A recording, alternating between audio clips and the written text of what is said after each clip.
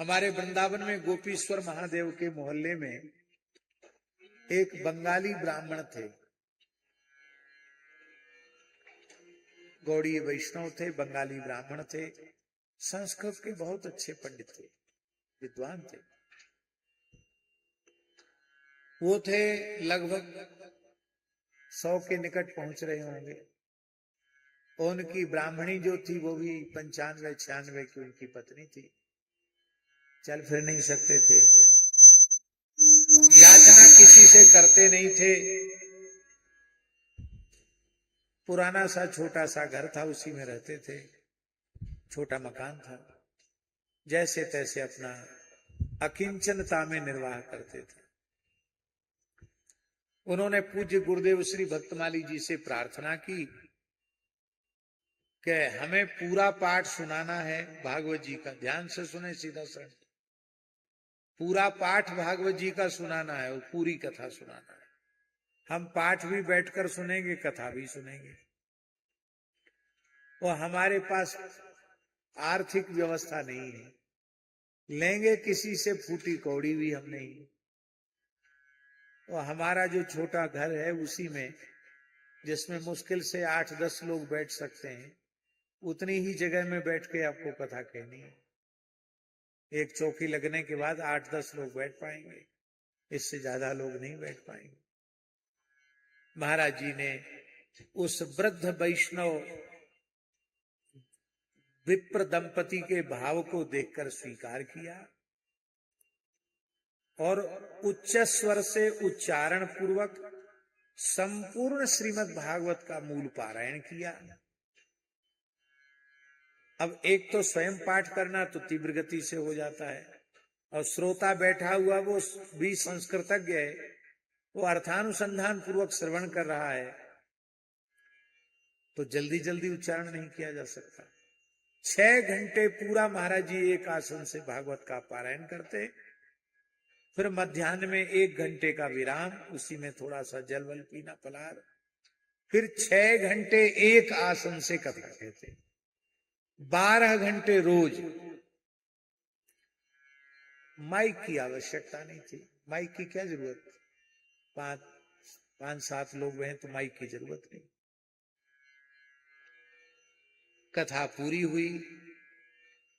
कुछ संतों को, ब्राह्मणों को जिमाया भी उन्होंने।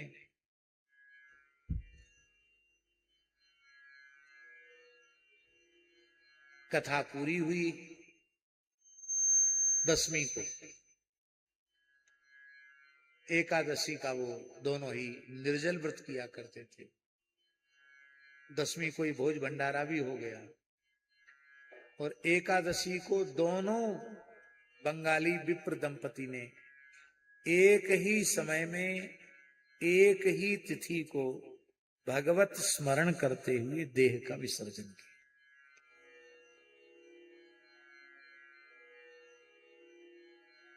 लोग कहते हैं आजकल के सुखदेव जी ने परीक्षित को कथा सुनाई, उनकी मुक्ति हो गई। आज यजमान लोग कथा सुनते सुनते बूढ़े हो जाते हैं, इनकी मुक्ति क्यों नहीं होती है?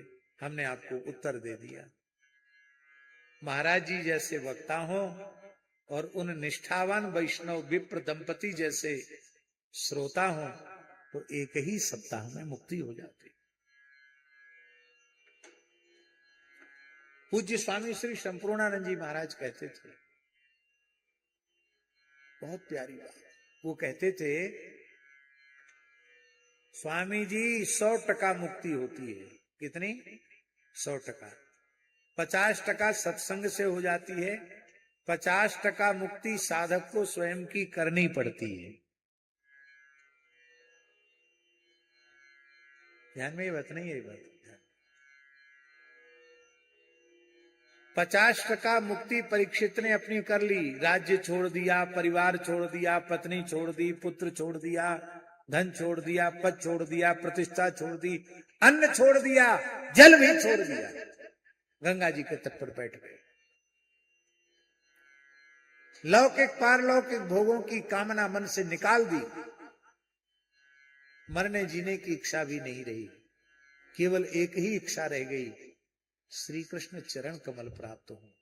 यह है साधक के द्वारा की गई 50% मुक्ति। इतना काम खुद कर लो तो 50 कथा सुनने से हो जाएगा। खुद तो कुछ नहीं करना है, खुद तो ढाक के 3 पात जैसे पहले थे वैसे ही अब हैं, कोई अंतर नहीं आया। सैकड़ों बार कथा सुनने के बाद भी न छल छोड़ा, न कपट छोड़ा, न दंभ छोड़ा, न पाखंड छोड़ा, न असत्य छोड़ा,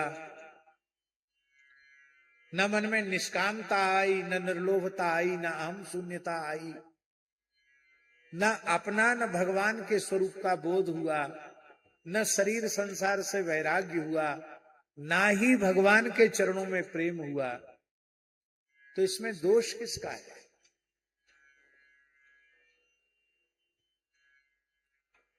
आत्मैव हि आत्मनो बंधु आत्मैव रिपुरात्मना। दीनेषु सानुकंपूया। और ये पूरा का पूरा श्लोक पूज्य गुरुदेव भक्तमाली जी में घटित होता है। एक एक करके देख लो। भगवन मति अनपेक्षा सुहृदो दीनेषु सानुकंपोया। ऐसा वक्ता यदि उपलब्ध हो जाए तो बहुधा बोधन चतुरा वक्ता सम्मानितो मुनिभिः। बहुधा बोधन चतुरा, क्लिष्ट से क्लिष्ट विषयों को अत्यंत सरलता पूर्वक समझाने में समर्थ